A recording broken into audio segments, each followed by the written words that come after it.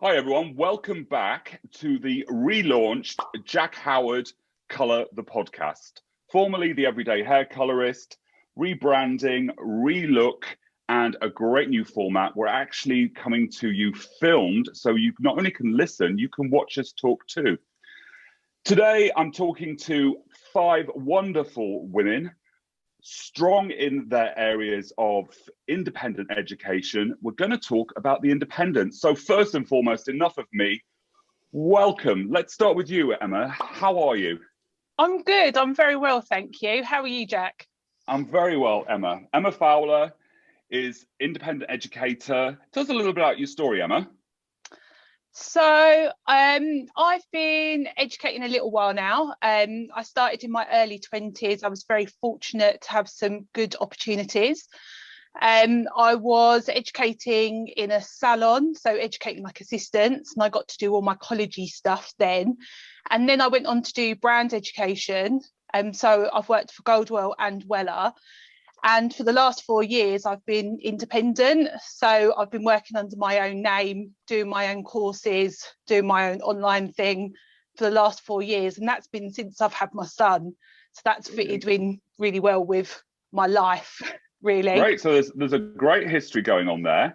Yeah. So let's introduce some more people. Carolyn Newman. Welcome, Carolyn. Thanks for coming on as well. Thank you, Jack. How are you? I'm good. And for those that might not know who you are, I doubt that's many. Just a little history of you. Well, actually, I was talking to someone last night and I had discovered that I wrote my first training program for a company at the age of 27.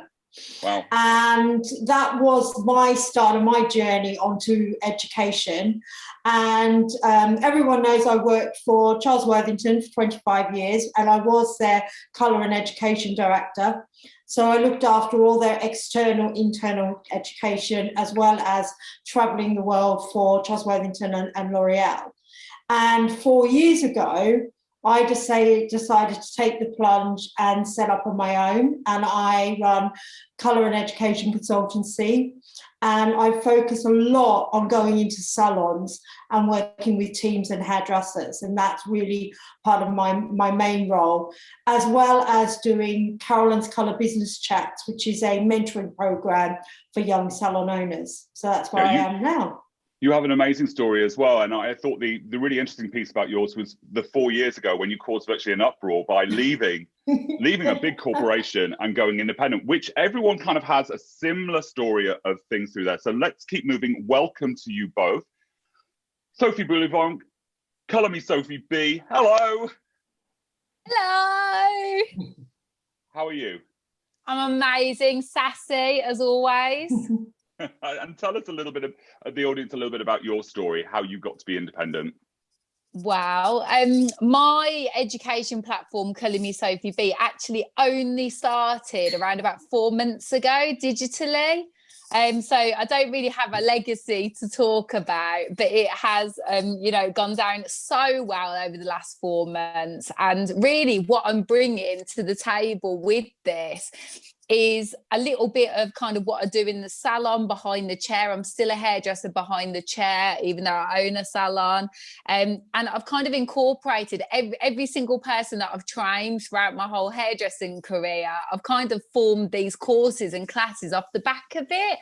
And rather than going into salons, I will continue to do this digitally so I can reach as many people as possible all around the world and get them super pumped and excited about all things colour. Brilliant. Love it. I love it. And I think I've known you for so long that I forget that it's a shorter period of time because you've been doing so much. Do you know what I mean? It feels longer, Jack, to you probably. All in good though, all in good. And then we're going to move on to Annalise Hett. Hello, Annalise. How are you? Hello, I'm lovely, thank you. Thanks for having me. Oh, it's an absolute pleasure. And just tell our audience a little bit about your story and who you are. I feel like I've been all over the place. Probably shouldn't say that. So I started with Tony and Guy when I first trained, like thousands of years ago, and I was there for about 5 or 6 years. And then for quite a large sort of part of my career, I went on to educate at L'Oreal. Yes. I taught the colour specialist program. That's where I met you, Jack, assisting you. That's where you taught where I me. met Carolyn. Yes. Yes. I was teaching lots of courses, but then I was also assisting educators like yourself, like Carolyn. Carolyn was one of the first people that I ever assisted when I was still on induction. I was super nervous and she was so nice to me. So I did that for a while. And then I loved it, but it kind of got to the stage where I needed to progress and there wasn't really anywhere to go. So I then moved to various different brands. I went to Kevin Murphy, some other education brands, and got more into education management, as well as actual education.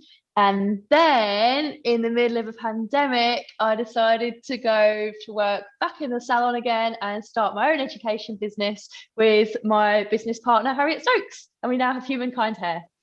And here we are. It's a great story. I think so far everyone's bringing loads to the table. And the final guest on here today is the lovely Vivian Johns, who's going to bring even more to the table. Vivian, for those of people who haven't listened to you on my podcast, which I'm sure I don't understand why, tell me more. Tell us more about you. Oh, I have been hairdressing for 26 years, and 17 of those years I was a salon owner.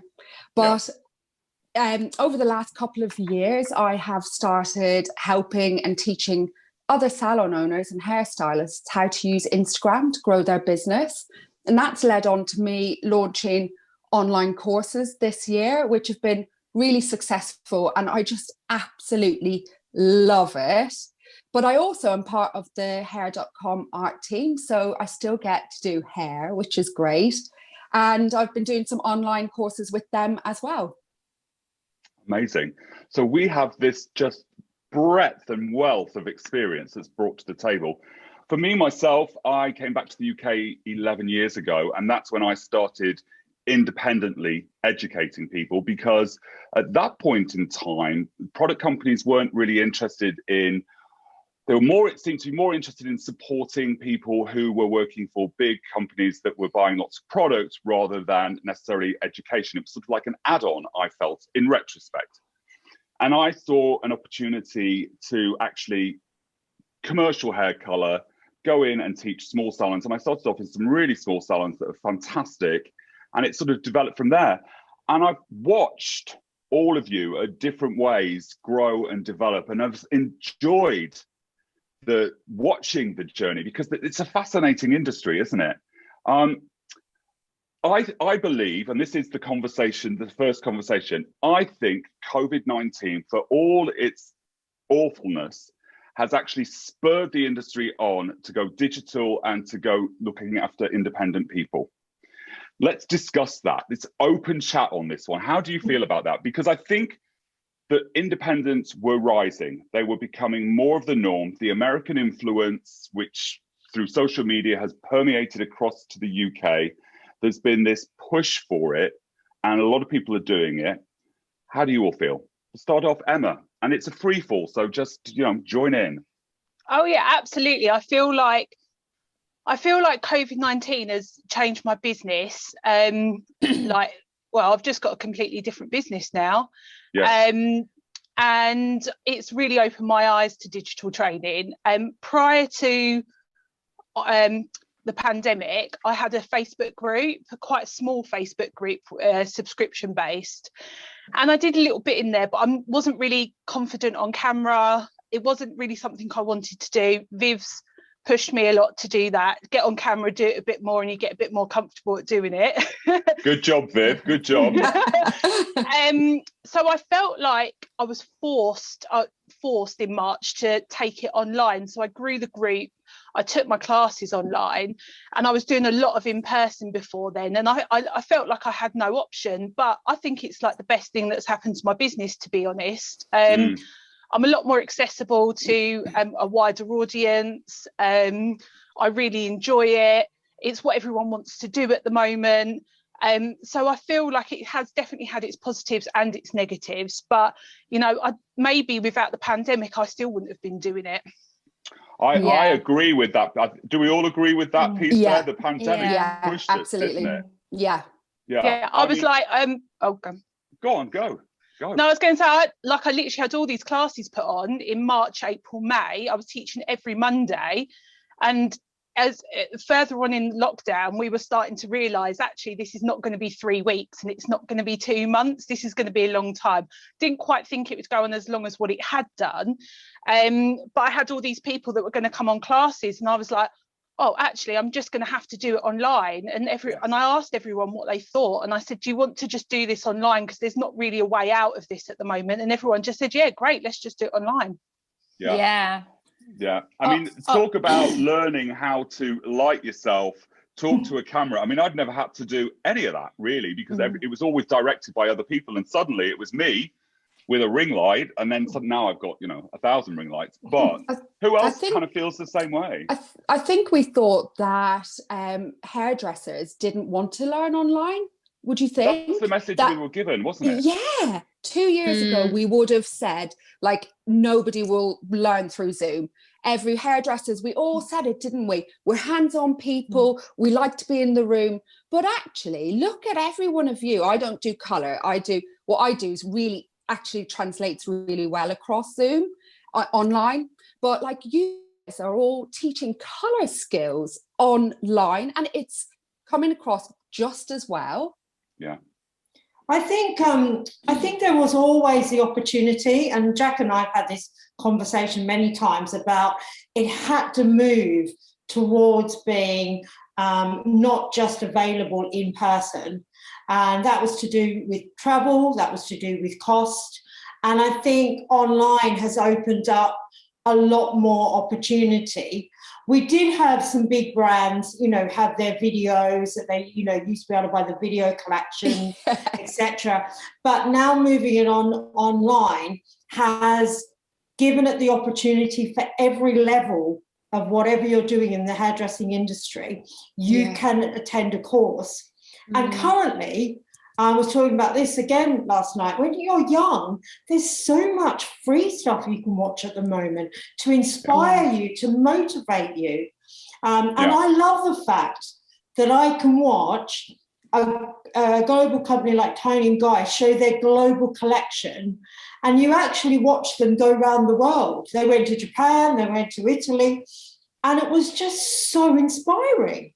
And I think that's another thing, the little education bits what we're doing is great, but also the bigger bits. So they're bringing the shows to you now, which a lot of people could never go to the shows because they weren't invited, or they couldn't pay the cost because it was £250. So right. I think you're right, but I also accessible. Who said accessible? I'm sorry. Me. Yes, it is. I'm going to come to you in a minute. But I also feel that the big brands were slow to move, and their education didn't resonate with the audience, which is the hairdresser behind the chair, like us. We all work behind a chair still. And I think that that's where the problem was, that their online platforms weren't really speaking to the people, the salons I was going into, or the people who were watching me paint.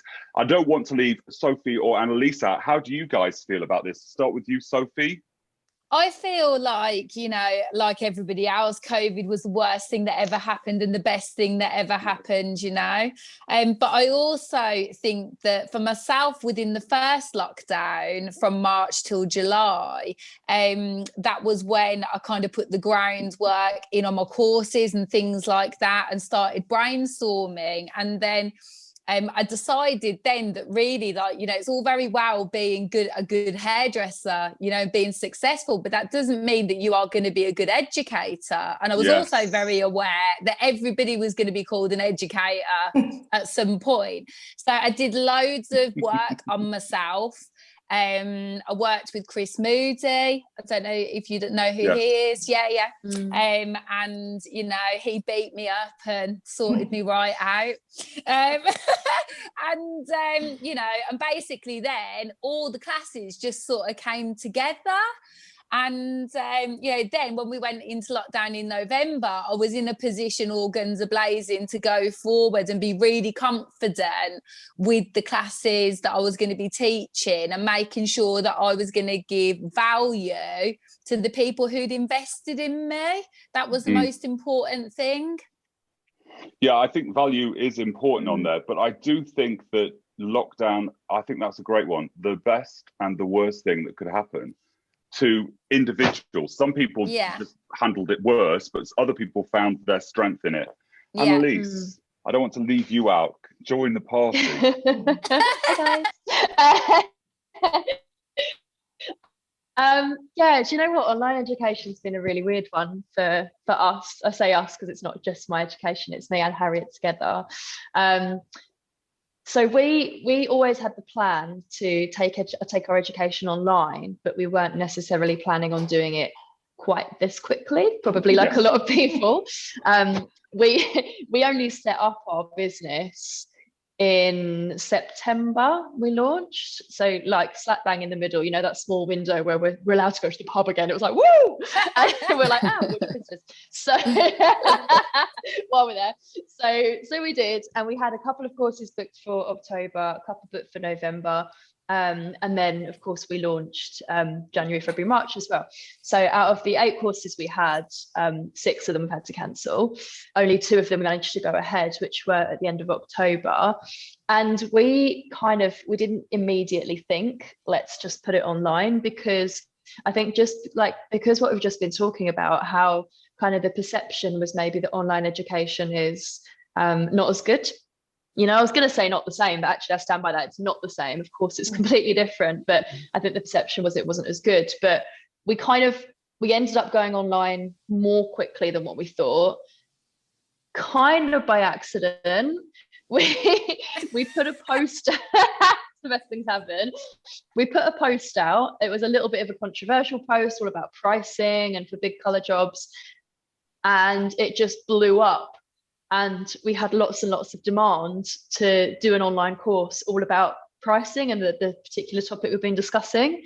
And so we did, and it went better than we could have hoped for. Oh, amazing. And then we thought, well, you know, like, actually, what are we waiting for? Why we keep putting off our in-person courses? Let's just take the plunge, stop being so scared of technology, and just get on with it. Oh, well done. Yes, well done.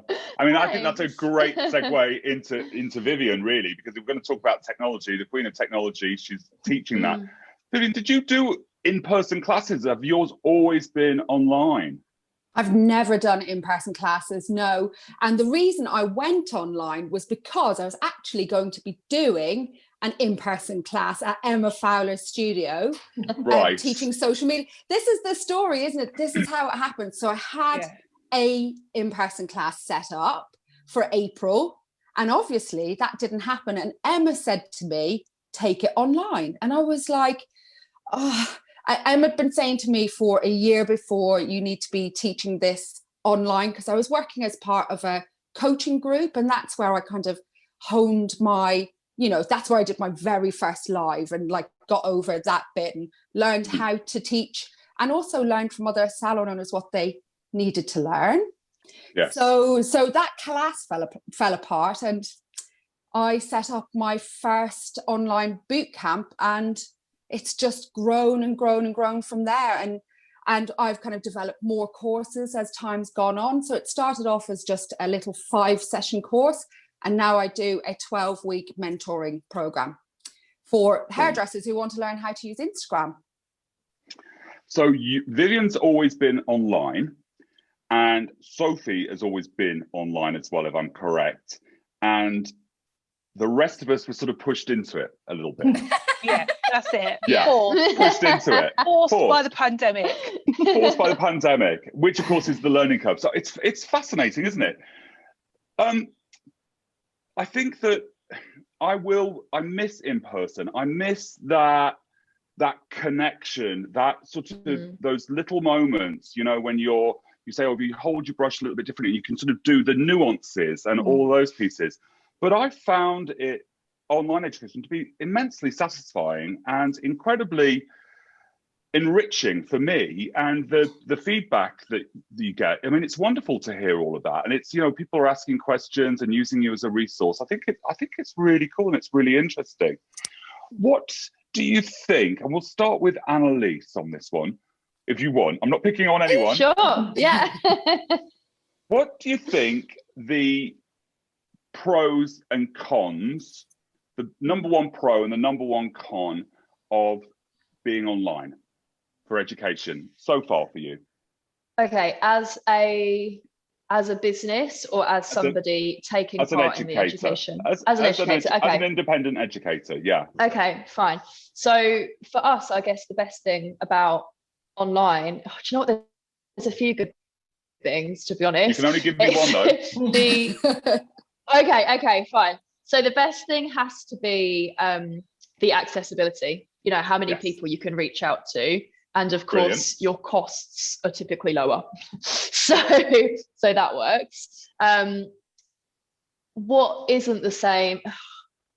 Yeah, you don't have that connection, you know, with people, I don't think in quite the same way. You do have a connection, and it's nice because you form more connections with more people, but the little light bulb moments, you see them come up in the chat box, and maybe people send you a little DM or afterwards, which is lovely. Also, I miss just going to see people face to face. More than two. You're brutal. But you know what's going to happen? We're going to get to Carolyn or Vivian, and they're going to be like, right, she had 3. I'm having 3. So Emma, you like me went online in the pandemic. Pros, best pro, best con. So I'll start with the con because I've thought about that. Okay. I feel like people treat online education a bit more flippantly than in person. So if you were going to travel, say, to my studio and do a balayage course, you've invested probably a bit more money. You're going to go, you're going to sit in a small group, you're going to have eyes on what you're doing. I know because I've done this myself. I've bought online courses where I'm watching it, I'm homeschooling, I'm flicking in and out, I'm on a little bit of Instagram, and I've bought some that I've not even tuned into, where I've been sent a link. I think I'll watch it later. I don't feel people are always invested in online as much as in person. I feel like people can be a bit more flippant with it. So that's your con. Yeah, my pro is that you can reach loads more people, and I've changed my setup massively. I found online doing shorter classes is really much like a lot nicer. I'm starting doing like 7 hours online, and I thought you end up feeling like you're talking to yourself half the time. So I've got down to like 2-hour snippets, I suppose, more so. That was 3 as well, Emma. Sorry. Right, Liz, but I want to hold on to your con on that one because of the people not taking it seriously. I want to hold on to that for a further conversation. Sophie, what do you think are the pros and cons of being online for you? So the pros for me, and probably what my niche is, other than colour, okay, I have somehow, and I don't know how, but I've managed to create this massive, like, hairy pantomime style class situation where, like, I get so much engagement. Like, so I can have a class of like 15 to 20 and I'm asking them questions and they're all shouting out and they're all, you know, getting involved and they all get super pumped and excited. And I know a lot of that's got to do with the person delivering it and how you want your classes to go. But I think ultimately the pro of doing it online is that I almost feel safer doing it online. So I can really let myself go. Like I'm not quite sure how transferable that would be in a room. I definitely need a bigger stage, Jack, if I was doing it in a room. Get the feathers out. And what's the con? We can come back to you if you want to think about that. No, do you know what? It's the camera angles. Camera angles. Yeah. And I've got a really good setup, but it's not like, I think I've really got good at it compared to what I was like in the first place, you know, but sometimes the angles are just wrong for the students to be able to see better, you know. They can't sort of move around you, can they, because they're not standing next to you. I want to hold on to the con on that one. So camera angles. Oh, hold on. Yeah. Hold on to that one. Then Emma's conversation piece about value in it. I want to hold on to that one. I want Okay. to jump to Carolyn, and I want to ask you the pros and cons. My pro is that I've got to know my students better. And I think when you're on a live course, you often get to chat to them maybe at lunch or maybe afterwards. But I've been doing a lot of one-to-one education. Yeah. And I've been doing that online. I think people found it much easier to approach because it's online. You can do it at a slightly lower cost because people have been aware of costs at the moment. But I've got to know people more. So I'm building relationships with these people. So I'm not just doing one session with them. I'm doing 8 or 9 one-to-one sessions with them. So I feel for me, the one-to-one has really changed. Because my business has definitely changed online. There's something definite to be positive to be said about online relationships, because but 3 ladies on here, I started my relationship with them online, just chatting. And a message, you know, a DM, and or a comment on a post, and it starts from there. So I love that. What's been the con for you, Carolyn? The con for me is that it's quite a saturated market. Right. So I think you have to stand out. And I feel once we, like the first lockdown, I think that my phone was going nuts every night because I could, one night I counted I could watch 25 lives if I wanted to, of a haircut or a colour going on. I want to hold that one. I want to hold that oversaturated because I think that is fantastic con to it. And then Vivian, can I call you Viv? Yes, everyone calls me Viv. All right. So I feel like I'm relaxing into this now. So Viv, what do you think the pros and the cons are being online? So do you know what? For me, it's really difficult to say a con because what I teach is obviously social media skills and technology online. So what I teach comes across really, really well online. And also because it's a long group, it's 12 weeks. So, I mean, could somebody come and visit you at a studio once a week, every 12 weeks? It's unlikely, isn't it, that anybody would be able to travel, to one location. So for me, it's all pros really online for me. And just like Carolyn says, I get to know the students really, really well. And in that time, we do a lot of one-to-ones as well. So for me, it's all pros. I can't even think of a con, apart from I'm never off my phone. Like literally never off my phone. I was going to say to you, because I was watching your Instagram story the other day, it was your poor husband that has to stand outside, like you said, like a dog while you're online. Outside. Look, I have my own room now, so he doesn't have to do that anymore.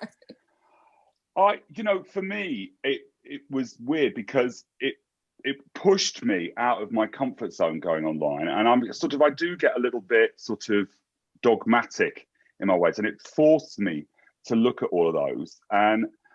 But I do believe that the pros are the relationships, because somehow this phone also allows you to still carry on the conversation after your class. If you want to, as an independent educator, you're allowed to build those relationships, and you can tune in and tune out.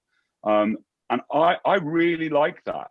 I want to, anyone can answer this one, and we'll start off. It's Emma's con, but I think it's a huge one. The perception that online education is crap.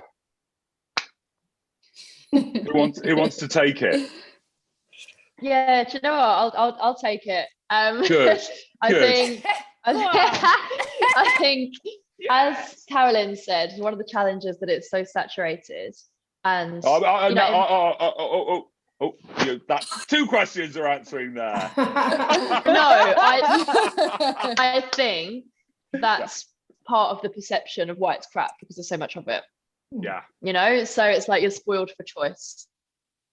But do you think you really are spoiled for choice? Kind of special or unique as such anymore? I think the conversation. I think it depends what your priority is.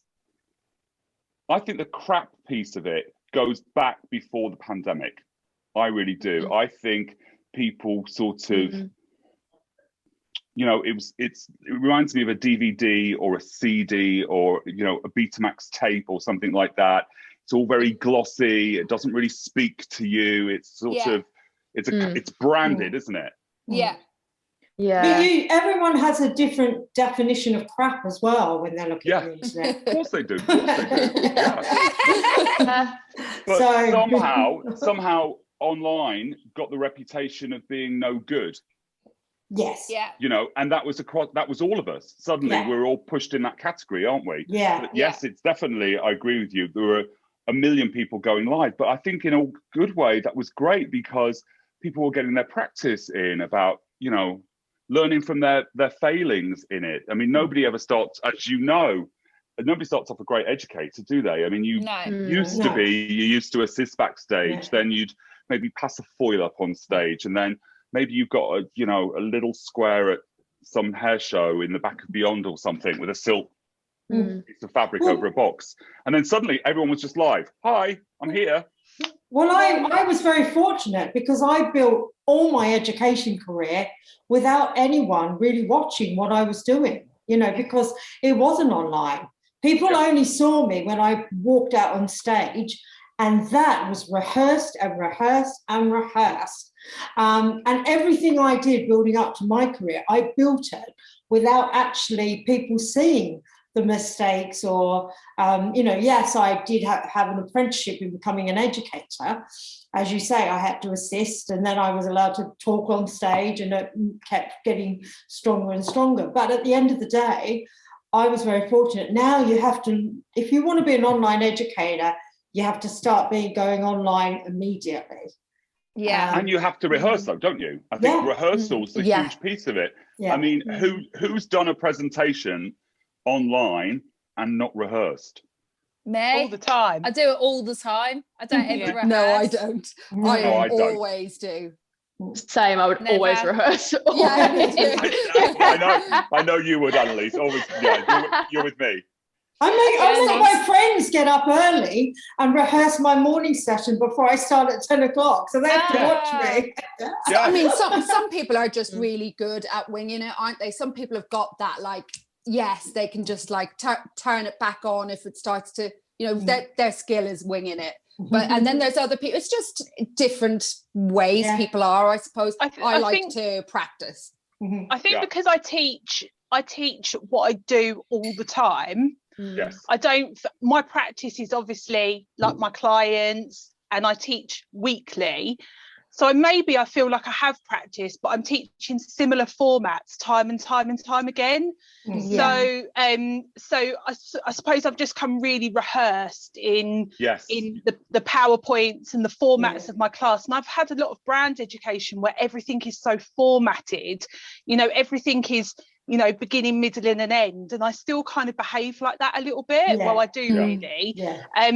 That background of brand education has sort of instilled that formatting in for me. So I don't feel like I rehearse, but everything is quite repetitive because I'm just talking about what I'm doing all the time. I'm talking about highlights, I'm talking about balayage. It's just sort of, Yeah. See, for me, in my classes, because of the way my classes are, they are so uplifting, and because everybody gets so involved. Like if I drop my brush or my foil doesn't go in quite right or anything like that, it actually helps me to engage with everyone so they know I'm not perfect either. So authentic. Yeah, so they all laugh with me. They were all like, "What are you doing?" I was like, "I don't know, but look at this. Look how amazing it looks."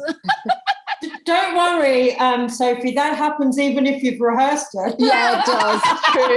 Yeah, it does. I went to go off stage once and walked into a mirror. That's brilliant. In front of quite a lot of people. That is hilarious. But I turned it into a catwalk walk, so that was fun. Of course you did. And the other thing is that none of those things stopped you. So for people that are interested in maybe starting some online education or starting to presentation skills or whatever, we haven't given up by the mistakes. Some of us have rehearsed a little bit more. Some of us have got it down pat a little bit more. Now, the bit I don't rehearse is the chat and the application, because, you know, I'm known for one thing. That's kind of what I do.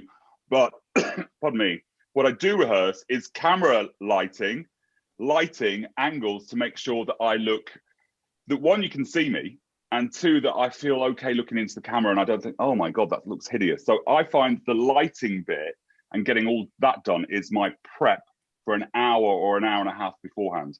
Yeah. Oh, I'm terrible. I did a live the other day and they were like, can you get in your camera a little bit more? And I'm like, it's fine. So I tend to film myself just the block or the light or the model, and I might pop my head in occasionally, but I'm still really awful at all of that. I can sit and do this like that. That's fine if I'm sat down, but doing the block, I'm terrible at hiding. And people say, oh, it'd be nice to see your face. And I'm like, so you can just see my hands doing a block, because I'm like, that's the focus. So I'm terrible at that, even though Viv says get your face in front of the camera all the time. I'm still I definitely need a lot more practice on that area. I need to do that beforehand. Yeah, I mean, when I'm teaching, it's all, and because I'm only doing it on my phone at the moment, so I'm going to talk about platforms in a minute, because all of us are doing different platforms, which I think is fascinating too. But because it's the phone and it's in portrait, I can put the blockhead in there and I could be right out of angle, and I'm quite happy with it. It's when I'm that. Yeah. So it's 6:03 and I'm sort of trying to get down like this to say hi to everyone. It's hard, isn't it? Who else struggles with lighting on here? Because it can cost a fortune. Yeah, it's difficult. It's like where I am now, it's great lighting. But we have to, well, when we do our courses, we do it here as well. Yeah. Obviously the salon's closed, so and we have a big screen that we have to block out all of the natural light, because where we are is right on Clapham Common. It's beautiful, but the sun sets there, so the lighting changes throughout the day. Yeah. And of course, we're also, when we're teaching, we're trying to fit 2 of us into the shot, plus if we're doing a technique like a doll's head, or maybe 2 as well, and social distancing. So it's quite challenging. Do you know what I love about our industry, though, whether it's online or offline? We learned how to pivot, don't we? I mean, we've pivoted all the way through this, and I think we're solution based rather than, oh well, I can't do it. We find solutions. And I think with lighting, I mean, I learned to light from watching people like you, Jack, from watching other people, and then I would just message them going, what lights have you got? Yeah. And then I just went and bought the same lights. But I started off with a ring light. I then realized that I needed some more lights. And you know, now, you know, I'm sure my neighbors think I'm, you know, filming a movie or something, you know, like all the lights and everything going on. But I've also ditched a couple as well. So I think you had to play around with what lifts it.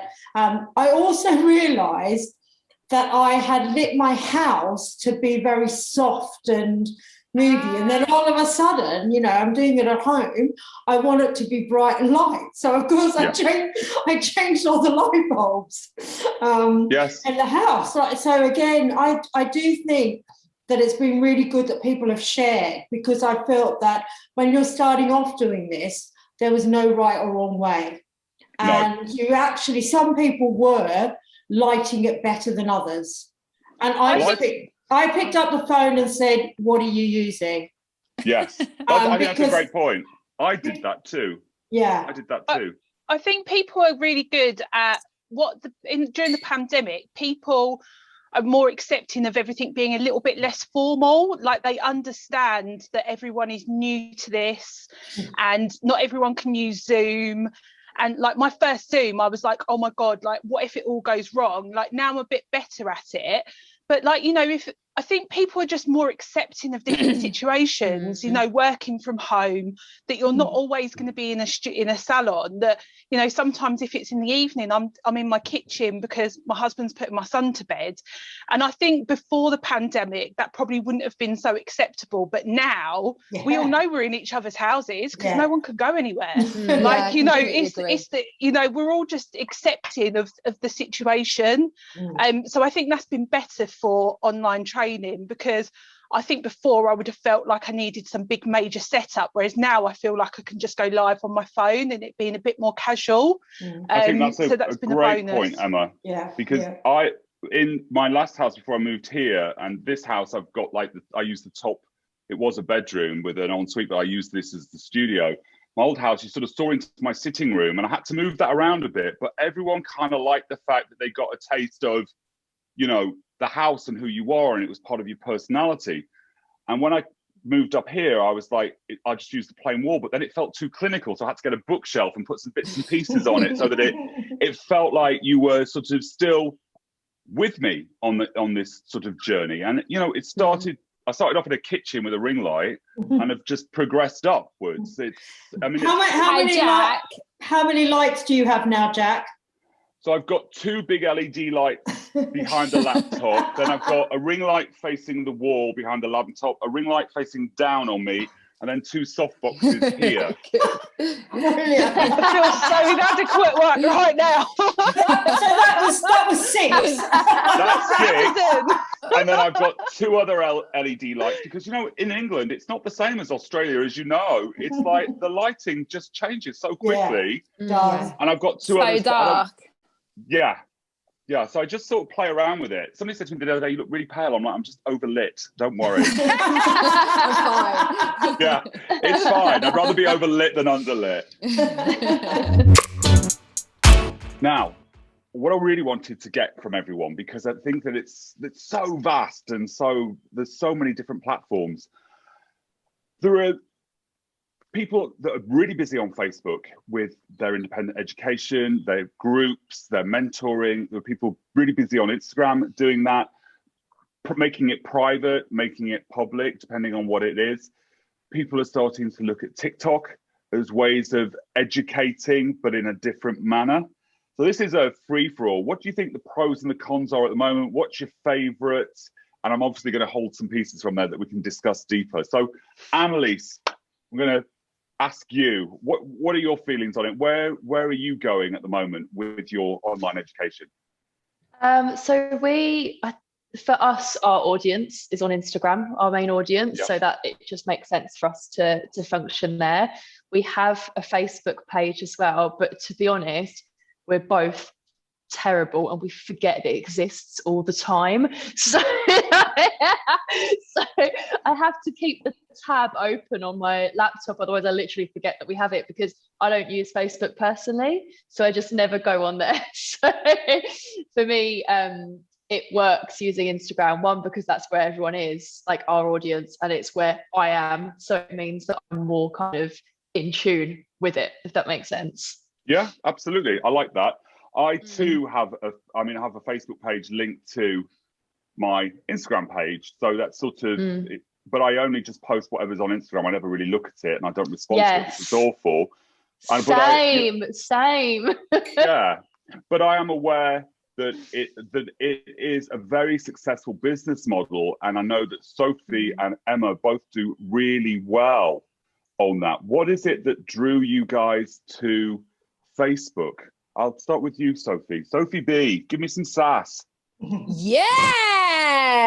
Well, basically, I wanted to really make sure with my education that it was going to be kind of accessible, like all over the world, really. I had really big, like, ambitions with it. And so I wanted to also have a group.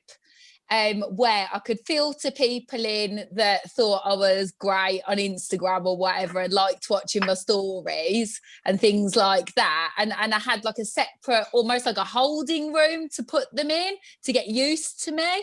And so they could sort of try me out, watch me do demos and lives and read my blogs and all of that in my Facebook group.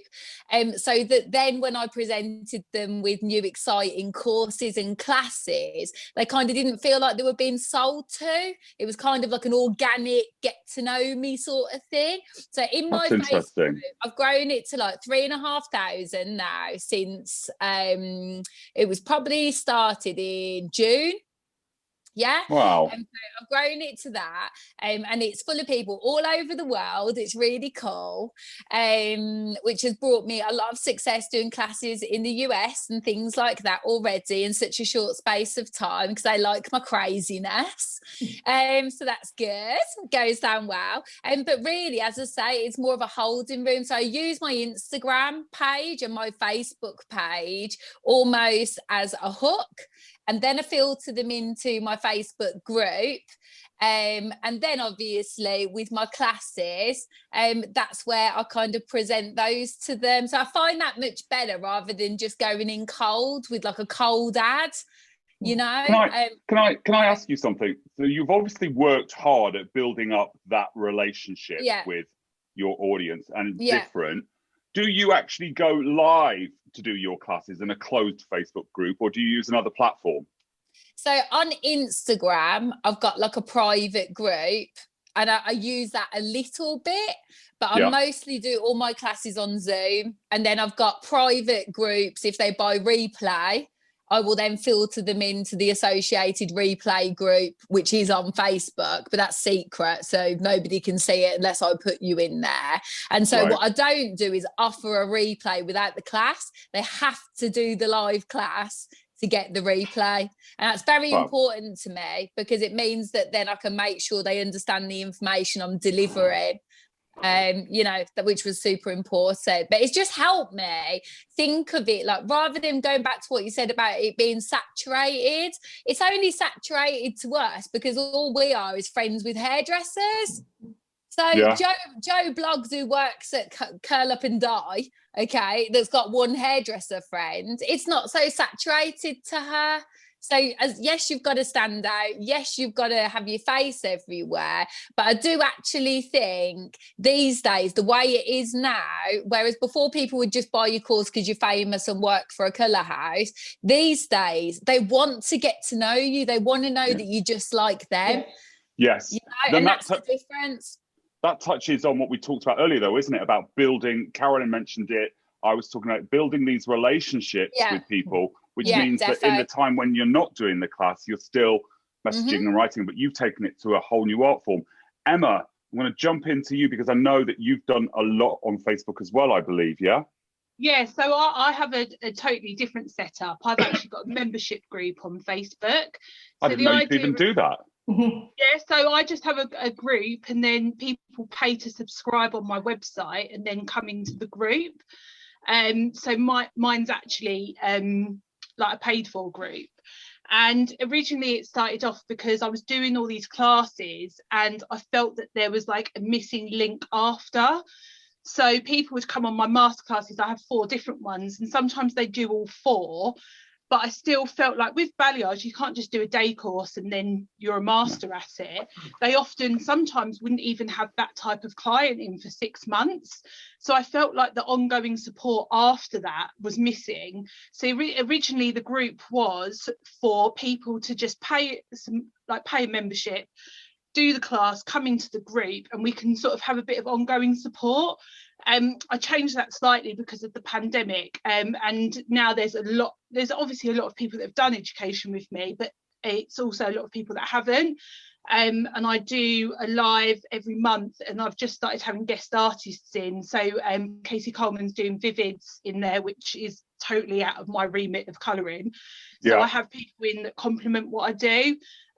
So that's grown over 600% since the beginning of the pandemic. And again, a little bit like Sophie, I then drop in my masterclasses into there and then I do them on Zoom. So it's an area where I can also say, right, I'm doing my foiling or my balayage masterclass, and then I move away from Facebook onto Zoom for that.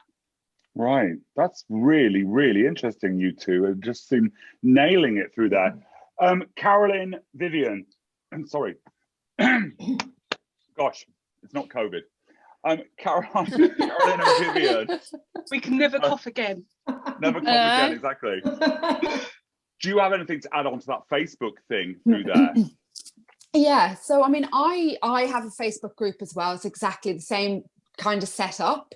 I find people to join my group through Instagram, and then I take them over to Facebook, and that's where the 12-week course happens, all on Facebook. So I do very much like Sophie and Emma, a live inside this private group that people pay to be part of. But the thing about Facebook that makes this 12-week course really work is it's a community, and obviously people can write on the Facebook wall, like, what about this, and ask for help and support each other, upload their social media wins, upload their reels that they're working on. Whereas obviously if we were doing that on Zoom, it's over and it's done. So the Facebook group works really well for Even me in what I Instagram, teach. You can't do it on Instagram. You can do it live. You only get comments. But I can, you know, people share all their work on my group. They ask questions. You know, like, it's really interactive. But Instagram doesn't have that same level. You can't use it for that. So can I ask you, Vivian, do you find it hot? God, hot. Do you find it difficult to move people from an Insta platform to a Facebook? Do you find resistance in that? Do any of you find resistance in that? Or is it just like no problem? Yeah, they're like, give me more, where are you? Yeah, anyone can set up a Facebook. A few people have said to me they don't use Facebook, so I've got a couple of people under their husband's profile or something like that. But I'm not asking for people to come and find me. It's on my website or on my Instagram, so it's not like I'm a Facebook page where I want people to just pop up or search for me. They have to have gone through something else to find me. You only want people there that want to be with you. Yeah, exactly. Everyone's a qualified hairdresser, and most of the time I know them or whatever, but they go through my website and then come into the group. So it's not like, you know, and they're not just randomly coming across me. And if anyone's ever said to me, I don't have a Facebook, you can set one up. You know, I've got a few people with no profile picture, you know, that's fine. I have exactly the same. It's so easy because obviously we are selling the courses on Instagram. I think most of us would use Instagram as our platform to sell or to find people to join us, and then obviously they come and pay to join the course through your website, and you simply just send them the link to your secret Facebook group, and it's as easy as that. You know, I don't use Facebook personally either. No, I don't. I mean, I've got a couple of friends who are older than me, if that's even possible, and they're in North America, and we sort of like, you know, a couple of pictures or something, but I hardly look at it. Carolyn, do you have a Facebook over Instagram, or where are you with it? Well, actually, I find Facebook is amazing for international. So I have a very big international following on Facebook, and I get my students from both platforms, and I find the younger students come from Instagram. A lot of people are, but there is a lot of older students that contact me on Facebook through my page. And that's, I actually need both, to be honest with you, because sometimes when I think, oh, I won't focus so much on Facebook because I'll really focus on Instagram, all of a sudden I'm getting lots of messages on Facebook about, when are you doing this course? So I do feel sometimes that the interaction sometimes, like the girls are saying with Facebook, is a bit more, and I definitely find that internationally. I get messages. The takeaway from this for me is that, I mean, I don't know about you, Annalise, but if you thought, I kind of think I maybe should be looking at Facebook a little bit more on here as an independent, because it's something I know Sophie's invited me to loads of things. And I'm like, oh, I don't. I have. You're so rude. You never come. But I feel like, I mean, how do you women independent educators. How do you manage Instagram? I mean, Vivian, you're on it as much as me. I mean, we virtually live there. Yeah. I mean, Instagram, and then Facebook, not just a Facebook group, but like a members group where people are wanting you to be present. How do you, and Emma, a mom, well, you're all moms. Yeah. Sophie, Vivian, Emma, you're all moms. You've all got kids at home. I have help. I have help. So I have somebody. I have a VA, and a membership group is I didn't take into account the huge amount of admin that comes with that. Failed card payments, expired card payments, all that sort of stuff. So I have someone that does that. So I have to have help behind the scenes. And I have a really good website woman who's automated it all. So subscriptions, classes, links, all of that stuff. You really have to do all that stuff. Back in the day, I used to do manual receipts. I used to send people directions to a class, on my phone. You have to have a really good setup, I think, really. Yeah. I've got it's a full-time job. It is. Sorry, Vivian. Sophie, go on. Tell me, it's a full-time what? I said it's a full-time job, and my husband had to pack his job in to facilitate me doing all this, and I'm not even joking. It was like 4 weeks before lockdown. He came onto Team Sophie B. Yeah. Poor Pete. Poor Pete. Pete got me into Clubhouse, which we're going to talk about in a minute. And Viv, what were you saying? I was saying exactly the same. It is a full-time job, and actually it's a full-time job that I've switched from being a salon owner into this full-time job. It's Sophie's got Pete and Emma's got her VA, and I just couldn't do this group and be in the salon. And also, obviously, Carolyn, I work with Carolyn with hair.com, and I want to be able to still do my freelance session work because that makes me sing and makes me so happy. So I had to make a choice, and it wasn't an easy choice, but sometimes you got to make selfish choices. Yeah, I've got Carrie, of course, who just, just strategy and, pull it together, Jack, and you can do it, and all the other stuff that is just I've needed this year because it's all grown so brilliantly, which, thankfully, but I couldn't do it on my own. It's impossible. Carolyn, are you doing it all on your own?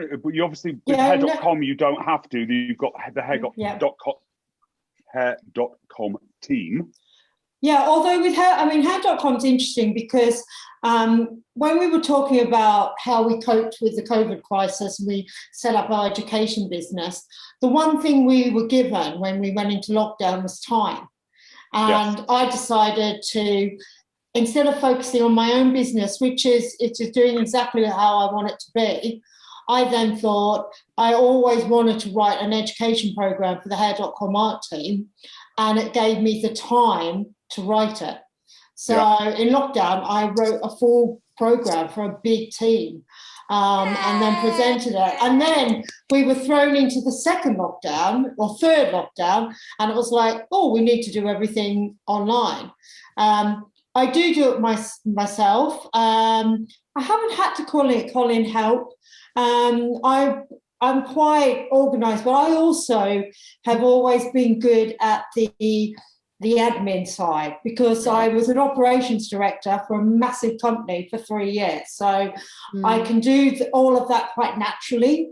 I think if you can't do that naturally, that's when you need help. We need a Caroline. That's what we need. We all need a Caroline. Some people are really good at the creative and not good at that side. But I'm very fortunate. I'm able to do both bits. Yeah, I just go blank when I start looking at all of that. Yeah. I want to touch back on that earlier piece of the conversation that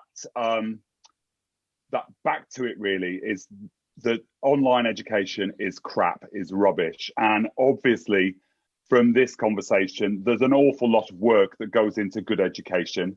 There's an awful lot of planning. Yeah. There's an awful lot of prep, and it's not, and it can be a full-time business in itself.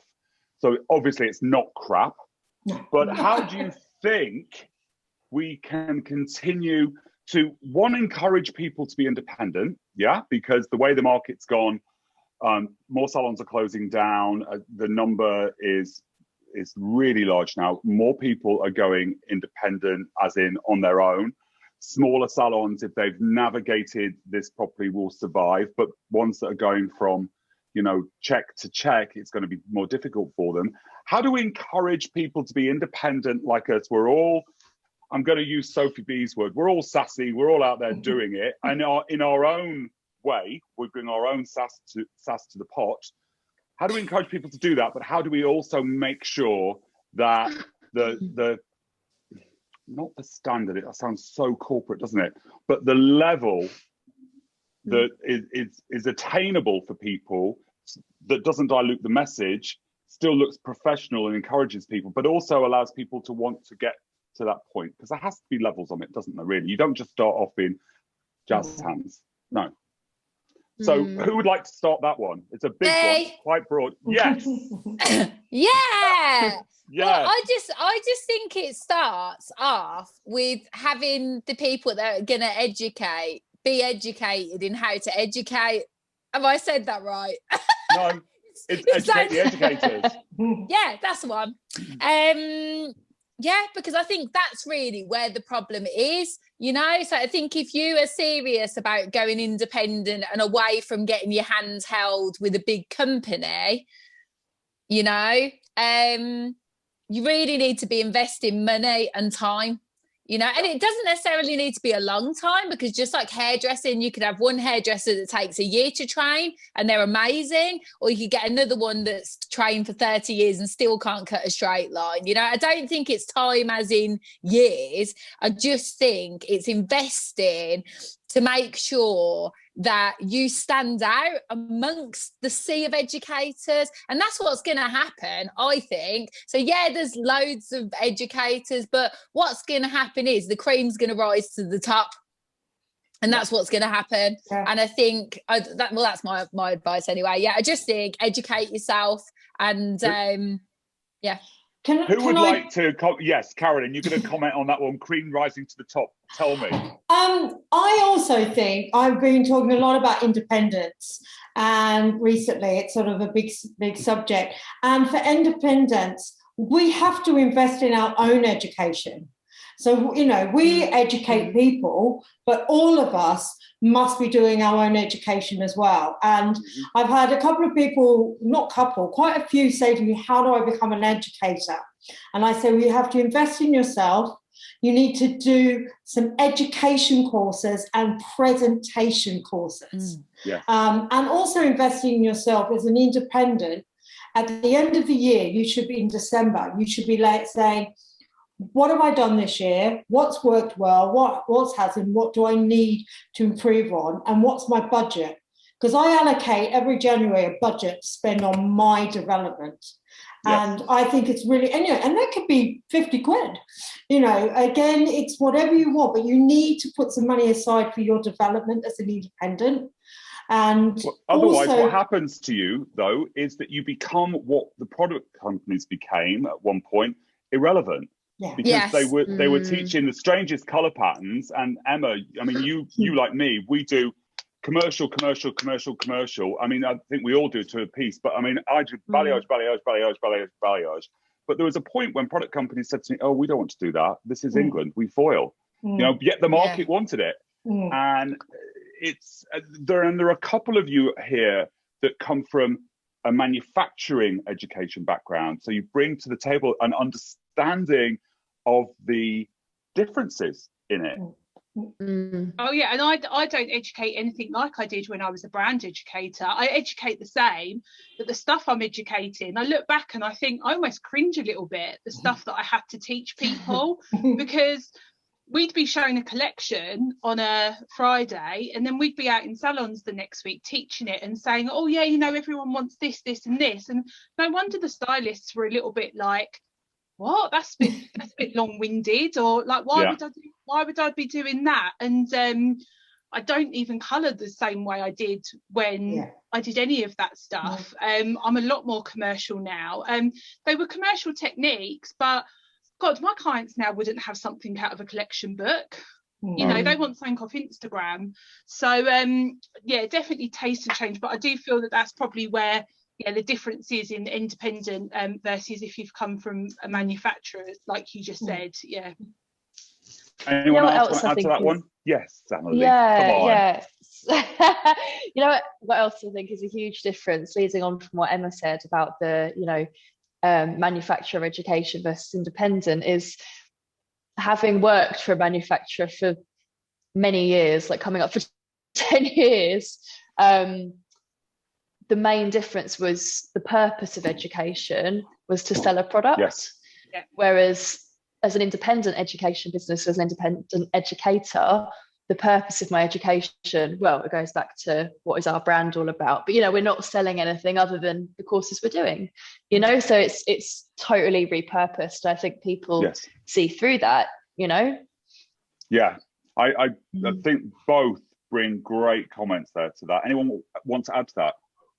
I just wonder, sitting here now, which is dangerous, isn't it? How hard do you think the colour companies have been hit with all the independents? Do you get what I mean? So how many people, because I know a lot of like Weller and stuff, they were shifting all their education to digital, but I wonder if they've seen it, if they've seen a difference. Well, I think that the product companies have changed.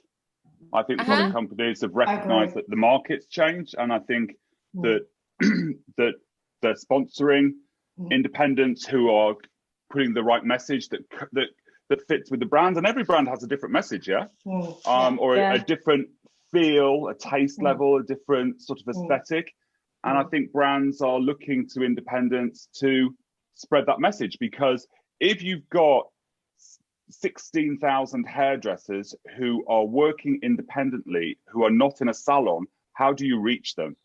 And it's people like us, no? What we're doing. It can only be a good thing, can't it? Maybe it needed shaking up a bit with old Corona. Yeah, if anything, I think the brands are probably doing better, wouldn't you say? Because, like, for example, people who may never have come across, do you use Redken, Sophie, or? I use Redken and Weller. Yeah, so I mean, some people might never have come across those brands who are in your group. So perhaps you're spreading the message even further than Redken ever could have, or Weller ever could have. So the brands are very good at now collaborating with independent educators. I did a live for Redken last week, so they're very good at Redken in particular as well. That on their Instagram page, it's all independent, and they will invite you to come on and educate. So it's very clever how now this has changed a little bit, where they're taking more, like, I'd say, like, more hairdressers that have probably got bigger platforms on Instagram, and using them to showcase the products as well. So we've seen a change in that, whereas that wouldn't have happened before. You wouldn't have had those sorts of opportunities. If brands support you though, don't they, Emma? Because your goodie bags are pretty awesome. That you awesome. I'm really lucky. I mean, really, because it was volume. I was doing so many classes that I was just getting out to loads of hairdressers, and really, if brands don't see that, they're missing something there. So I have How High Brands, which is, they do the foil. They just couldn't do enough for me, and I'm a Sunlights balayage rebel as well. They're really supportive, and now Redken. A balayage rebel. Yeah. Love her. Brand rebel. Why aren't I one? Why am I not a balayage rebel? I use Sunlight's balayage clay, and they have like their sort of ambassadors. Right. And there's 4 of us, and they're distributed by a company called Rebel Beauty Brands. So we are Sunlight's brand rebels. And again, they're really supportive of me, because I'm putting the product in the hands of hairdressers. It's who else has found that? Who else has found it is a win-win, Emma? Absolutely. Who else has found that they've been able to reach out in a, obviously you've got to have something to offer to reach out to a brand for support, but it depends on what you're offering, the amount of support you get. How has everyone else found it easy? Yeah, I got to Australia by working with a small brand, and it was an organic brand, and it was through working at Hunter Collective, and the clients demanded it. So I mean, the great thing about my clients, I can actually use anything on their hair because I'm working in a brand neutral space. So if somebody requires a vegan product, a more organic colour because of their hair type, then I can use it. And through that, I actually then went to Australia. I went to see my family, but I then worked for the company, Natural Leak, and did some work over there for them. But going forward, Carolyn, in a digital way with hair.com and all those things, obviously you don't want to reveal all their secrets, but are you going to, it's brand neutral, as in hair.com is brand neutral, but are you going to be approaching brands for support in different things? Absolutely, we will be. Yeah. But we won't be working with just one brand. Exactly. So cool. That's the difference. Years ago, I mean, I was a L'Oreal girl for many years. You get tied into a contract. Yeah. So and then you change contracts and everyone's shocked. Yeah. So now this is where bad for using something different. Yeah. And this is where it's changing though. So absolutely. brands will pay for a particular project. We had a brand sponsor our shoot, and then we worked with another brand. So that's definitely you're going to see more of that with hair.com through the education. And Annalise, your Humankind hair is brand neutral, yet I've seen that both of you have been doing lots of different things with different brands, which is great to hear. Yeah, we launched as brand neutral. We remain that way. However, a lot of the brands that we like tend to be sort of by the same companies, I guess because Harry and I have worked together a lot as well, so it just kind of has worked out that way. But it's great, actually. It's really, really refreshing because as you're saying, as definitely as you and Carolyn know, you would have been just locked into a contract for a year, 2 years before. It was impossible to have any kind of flexibility. Whereas now I think enough people have kind of rebelled, the brand rebels, enough people have rebelled and said, no, actually, I want to use this, this, and this because they're all great products. And the people that did it, you look at somebody like Kai Wilson, I feel like was one of the first people to really do that. I can remember being told off for wanting by to me. No, told off because I wanted to use 10 volume on my grey coverage clients, that I didn't want to pull permanent hair colour through, and I didn't want to teach it that way because I'm like, I would never do that in the salon. Why do I have to do that? And I got into a lot of trouble for those kind of things. And but it's evolved, and it's really nice to see it evolve and see the more authentic conversations that we can have with people, because we can kind of say, I use this for this, but actually I use this glaze. But it isn't this brand, but I use this glaze because I like it, and the reason why I like it is because of this. And I think that that's what the audience seeks out. Sophie, what are you doing? Because I know that you're a passionista, aren't you? Yeah, so I'm like a passionista, but then on my courses I do keep it brand neutral. So if I'm teaching theory, I don't teach it to Weller, so that everybody can use it, and when, say, I am using Weller products as I'm going along, I will give people examples of what I'd use across the brands. So it'd be like, if I'm Schwarzkopf, I'd do this, and then if I was L'Oreal, I might do this, and I basically focus on teaching them the blueprint of how to drive any brand. Just like when you do your driving test, if you're learning a Corsa, it doesn't mean you can only drive Corsas. Not that you would drive a Corsa, Jack, but I don't even know what it is. I have a driving license, but I'm not allowed to drive in England. I'm hilarious. My partner says I'm a danger to the public. Don't try and pull a fast one on me. I teach them to drive anything, you know. But yeah, I like to give loads of examples because that's what they like. They always ask. They're like, "But I'm squarch calf. What would I do?" So I think again, as an educator, even if you're going brand neutral, I think again, educating yourself on all the main brands, not all of them, but the main top 5, and knowing their ranges as well. I think that is a fabulous point to bring to the table. That is very insightful. That's a nugget. I think it's really important because if you're teaching and you're using a clay bleach, you'll want to have students that will say, "Oh, I don't use that particular range." So you can say, "Well, you can use this one," and that. Where before you only had that company's clay bleach students in the room, now as an independent educator, you can have independent students, and that's what's exciting. So you can have students that work. I don't think hairdressers coming on our courses now are as bothered by that, where years ago they would only go on the brand course they used in the salon. When now people like coming out and actually seeing different things and new things. The dynamics have changed, haven't they? That's for sure. I've used Redkin for the last year, and I was a bit nervous because a lot of people did like the fact I used Weller. And I just use Shade EQ, but everyone's just been really interested in learning a new product as well. So in my group, they're just interested in new stuff. And again, they're all just, you know, everyone's happy to try new stuff now. It's not so much that you have to be with one brand.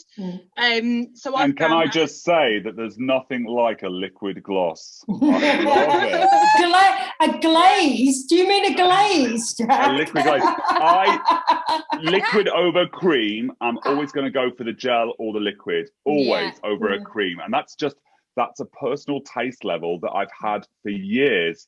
I've had to, in the past, sort of say, well, the cream works and I would never use it, you know. I think that's nice that you, you sometimes feel like when you're restricted by a brand. I remember one of the reasons, like with my balayage, was that when I would never use the clay that I worked for the brand with. I used someone else's clay, and students would say, "Oh, do you really like this clay on the brand course?" And I'd be thinking, "No, like I use something completely different." But you can't say that. You have to go, "Yeah, absolutely love it." You know, it gives the most amazing lift.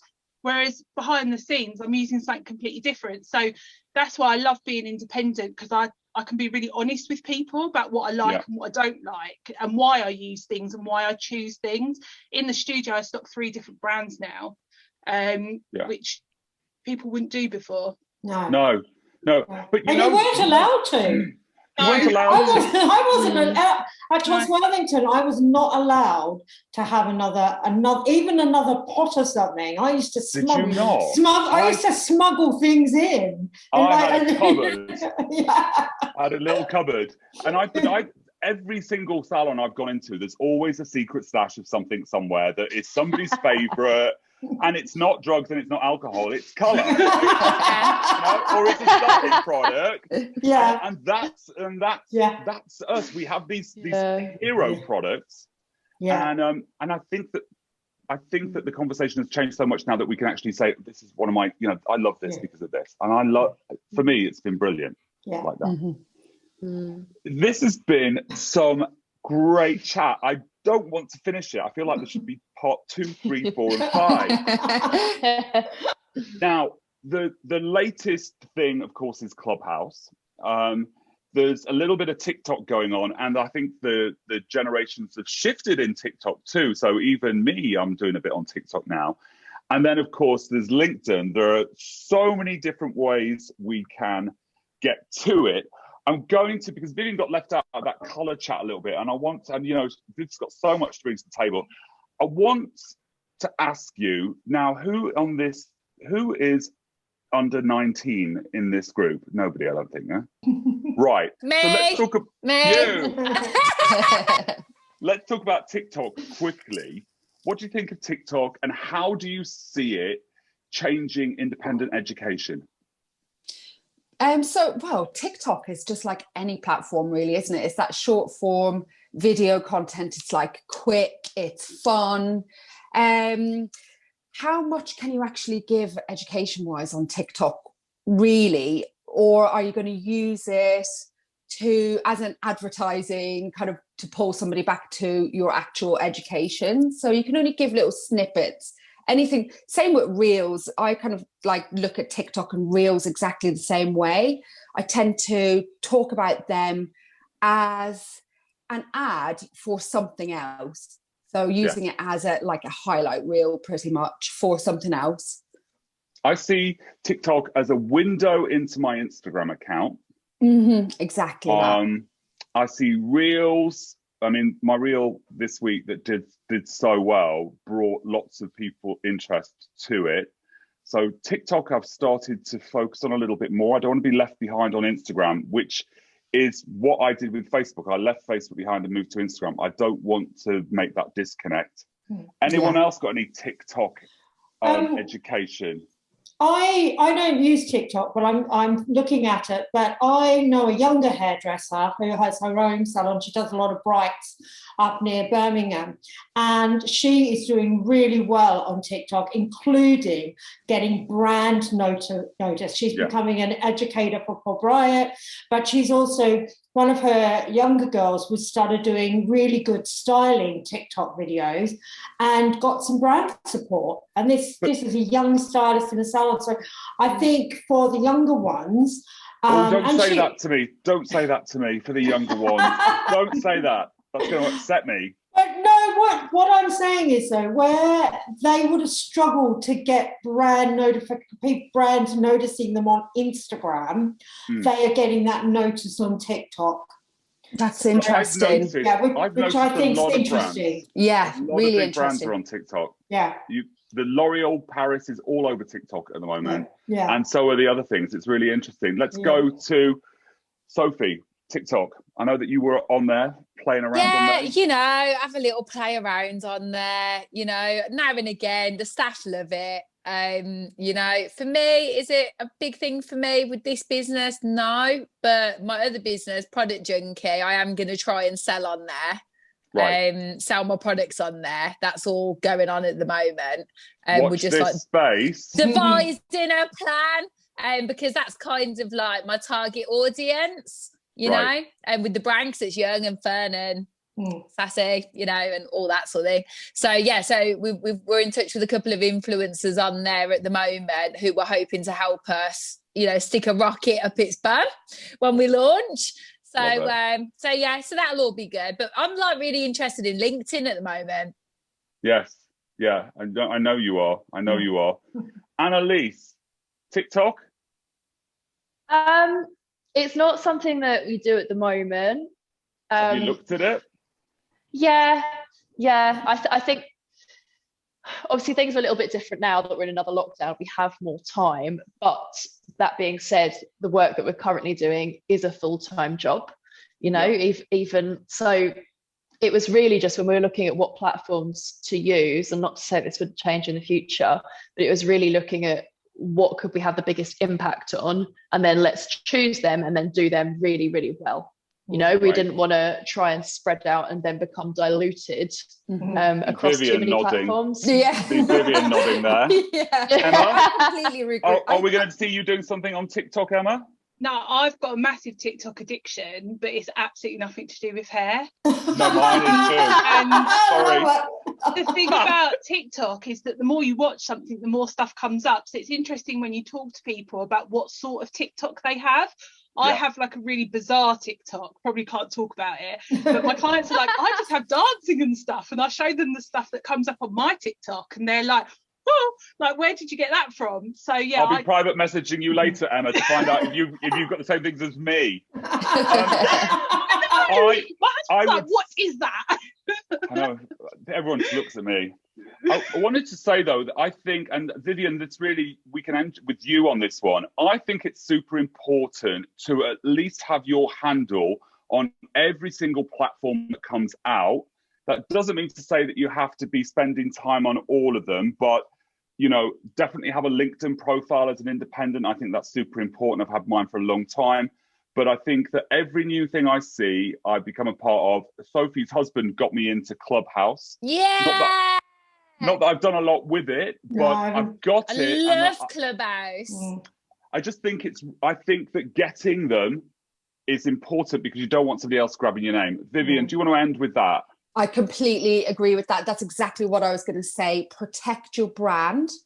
Yeah. And whatever your brand is, make sure you protect it. And when there is a new platform that comes out, that you grab your username. And that's simply just protecting your brand, even if that is going and buying your domain name like really cheaply as well from, you know, these sites as well. If you buy it in every different way you can, you know, you've got to, when you've put yourself out there, and we spend an awful lot of time building our businesses and building our brands.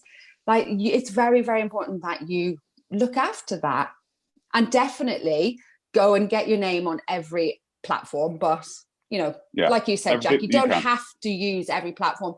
I'm like you, Annalise, and I think focus on your one main one, and then maybe dip off into another one, but definitely have your one focus where your ideal customer or student is. Yeah. Honest to goodness, what a great afternoon talking to all of you, all heroes of mine, because you're all doing something really interesting. I enjoy all of the things that you're doing, and it's so good to get you virtually in a room and all having a chat. I feel like we could definitely have a part 2 or part 3 if you like that idea. Absolutely. Yeah, I love that idea. Put some comments in the box below for us then, everyone. Thank you very much, guys. Thanks so much for joining. Thank you. Thank you. Bye-bye. Bye.